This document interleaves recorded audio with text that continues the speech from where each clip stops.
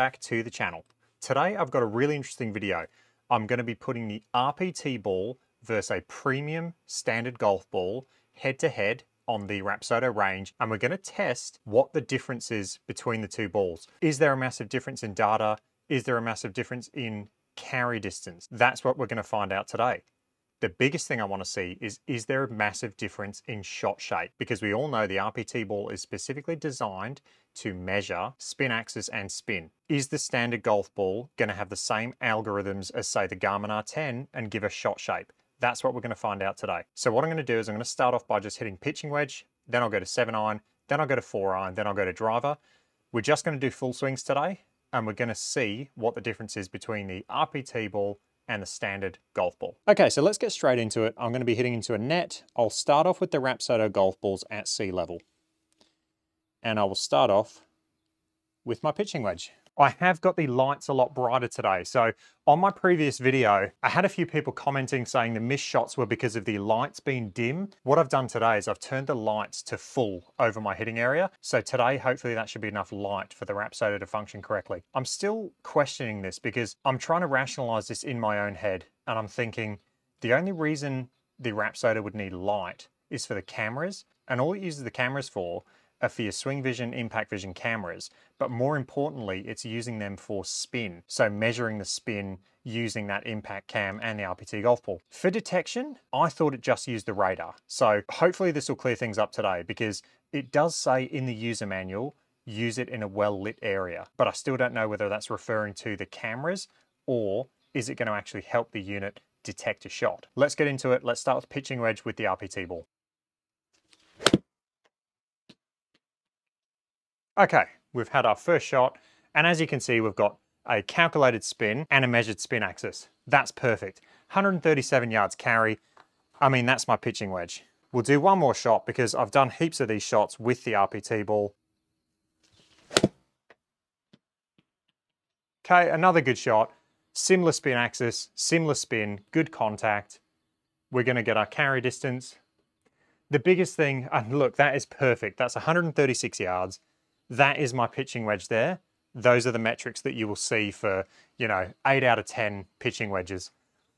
Big things to look out for there is spin axis and also the shot shape.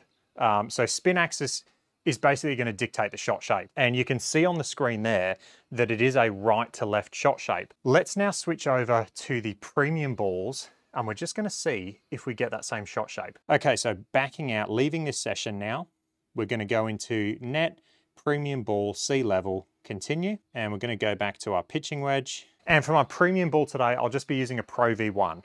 So just a regular Pro V1, not the X. And what I want you to pay particular attention to is the spin rate and spin axis values in those boxes on the right-hand corner. Okay, not the best strike. I did pull it slightly.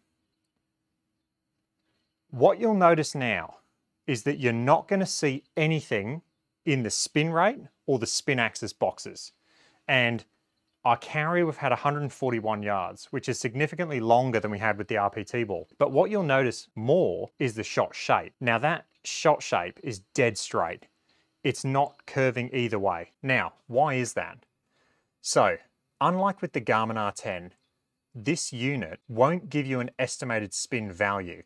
It's using an algorithm in the background, but they're not actually showing you an italicized number, which is like an estimated spin value. On top of that, because they're not giving you a calculated or even measured club path, they cannot give you a spin axis. So the Garmin R10 will calculate a club path and therefore it'll use the face to path relationship to give you spin axis, whereas this unit is not giving you any of that information. And therefore, it's just going dead straight. So I have done a bit of testing before I film this video. What I'm going to do is I'm going to hit another pitching wedge. We're just going to have a look at total distance, and then I'm going to hit 7-iron, and I'm going to elaborate a bit more on what I'm talking about. Okay, another pitching wedge there. And it wasn't the best contact, it was okay. Maybe a groove or two low on the face. 140 yards carry, which again is a little longer than what we saw with the RPT balls. And if you check my other videos as well, I've done an in-depth video with this unit using the RPT balls. It's longer than all of the pitching wedges I hit in that video. Both pitching wedges with the premium golf ball have been longer than all of the shots I hit in that video. Looking at, again, spin rate, spin axis, you don't get a value in there. Very interesting. And that one started 0.6 of a degree right and just went dead straight. Let's move to 7-iron. All right, we've got the Rapsodo ball set up now. We're just gonna jump into 7-iron. Let's hit a couple of 7-irons now. Okay, not the best strike. We've had another complete misread. So that one came out, I mean, I hit it pretty good. Again, it was probably a groove low and it's come out at 2.4 degrees launch angle. So that was definitely a misread from the unit. All right, let's hit another 7-iron. Okay, decent strike. It's had a no read. Just to get this whole light thing squashed, I'm gonna turn my front lights on, which is gonna wash out the projector a bit. Oh, we've had a disconnect. Okay, all right, maybe that wasn't because of the lights. I'll try and reconnect. I'm gonna back out. I'm gonna get this thing connected and I'll be back with 7-iron. And like I was saying, just to squash this, the whole light thing with the misreads, I'm gonna turn my front lights on. It's gonna wash out the projector, but I'm gonna do that just for the purposes of testing to see if this thing actually does get better detections with more light. I have got my lights over my hitting area on full, so it is very bright here. Probably a lot brighter than the cameras are making it look, but I'm gonna turn the front lights on anyway, just to kind of see if that helps it. Okay, so I'm back. I've got all the lights on. I'm ready to go with 7-iron RPT balls. Okay, not a bad strike. Cool, we've had a detect.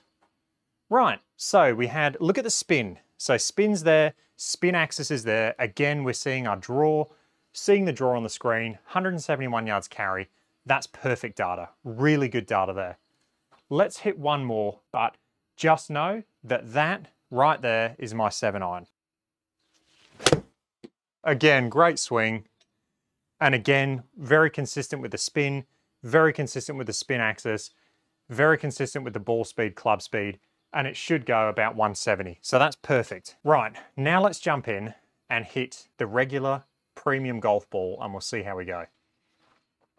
Okay, so we got our premium golf ball now. Pretty good strike. A little bit out the toe, it wasn't the best. Club data looks pretty similar, a little bit slower, ball speed a little bit slower. We had no spin rate, no spin axis. Now carry distance, 176. So I didn't hit that as good. Ball speed, I think was 1 mile an hour slower from my first shot. Club head speed was 1 mile an hour less, but using their estimated spin, we've had a carry of 176 yards, which is the longest one I've hit. Let's hit one more. And again, what you'll notice is no shot shape. The ball started 0.8 of a degree right and went dead straight. Okay, decent strike. Again, wasn't as good as the first two strikes. It started 0.6 of a degree right. It hasn't had any spin axis or spin rate. It's gone 173, which is a little bit longer than we saw with the RPT balls, with less ball speed. So you are getting a little bit of distance using their estimated spin. I wish they did show us their estimated spin values because they're obviously using an estimated spin. So why not just put it up there in italics? Because it'd just be good to know what value they're using for an estimated spin. So before I move to 4-iron, I'm gonna go back to the RPT balls. I'm gonna hit 2 shots where I hit massive slices and then 2 shots where I hit massive hooks, and then go back to the premium ball, do the exact same thing, and I'm just gonna show you what happens. Okay, so we're back with 7-iron. Back with the RPT ball, I'm gonna hit 2 big fades or big slices, 2 big shots that peel left to right. So you'll see the launch direction will start way left, and hopefully we should see the spin axis be a big positive number, and we'll see a big slice. So let's do that.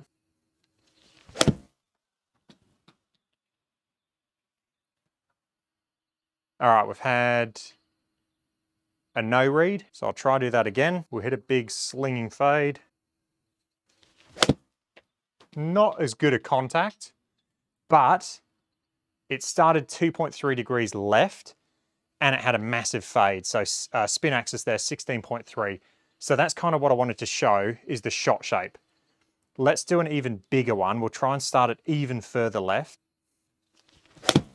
Okay, that should be good.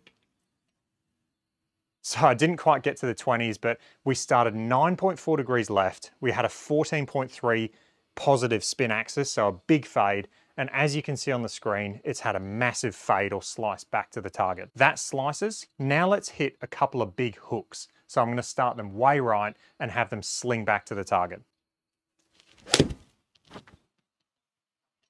Okay, so we've had 3.9 degrees right as a start line and a negative 16.1 degree spin axis now. So a big hook.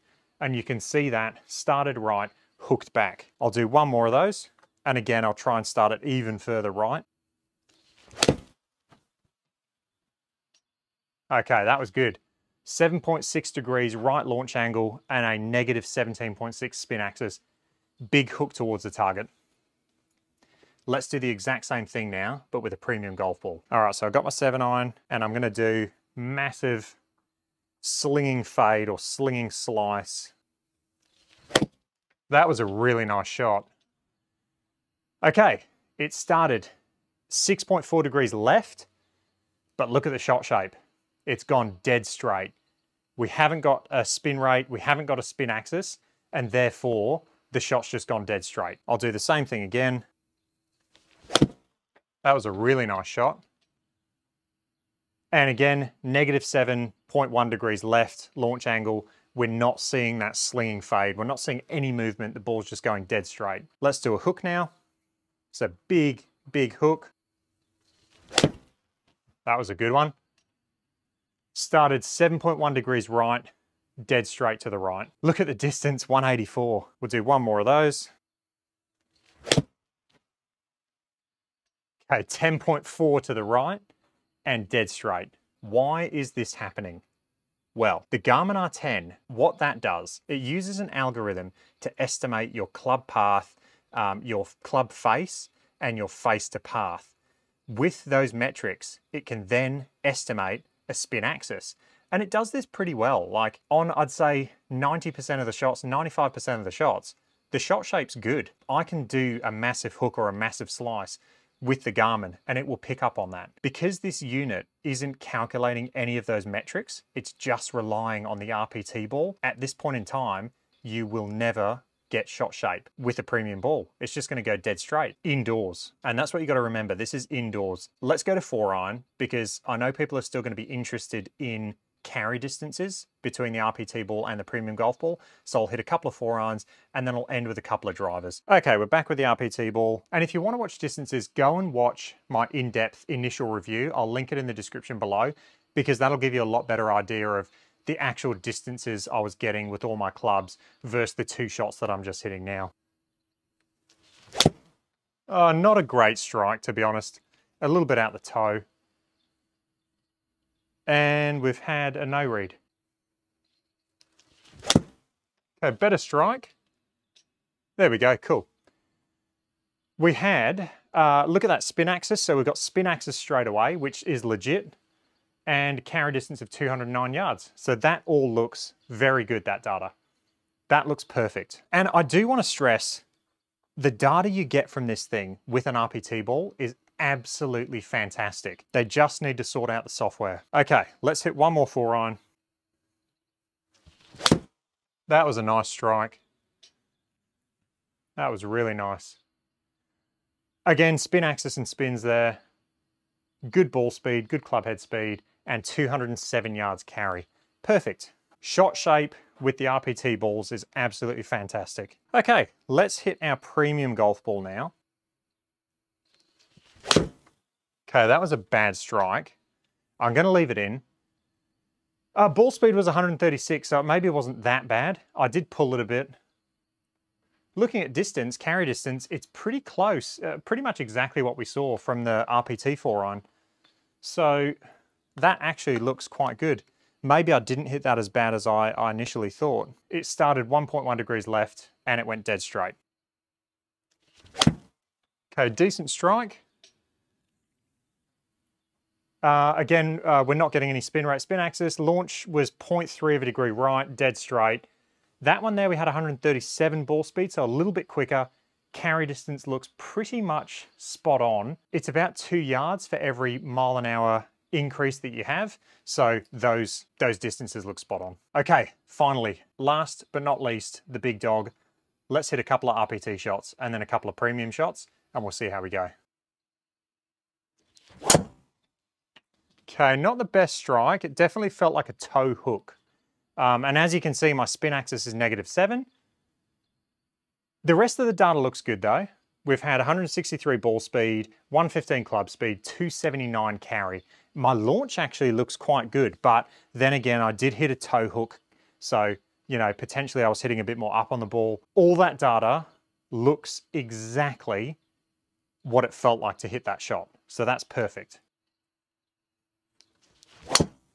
That was a nice strike. Very nice. Baby draw. Good launch, good ball speed.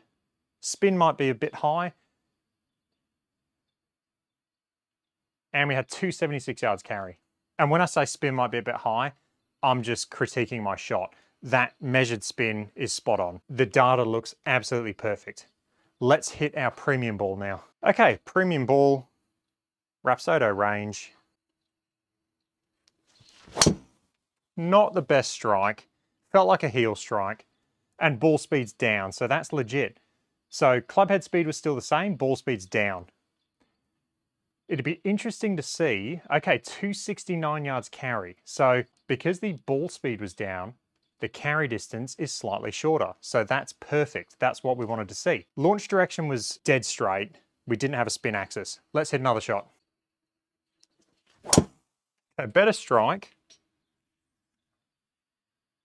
And we've had 163 ball speed, 115 club head speed, nothing in the spin axis of spin rate, and the carry distance seems pretty spot on. I mean, that's exactly what we're seeing from the RPT ball. I'm just gonna hit one more premium shot and then we'll wrap this up. So not the best strike to finish there. A little bit out the heel.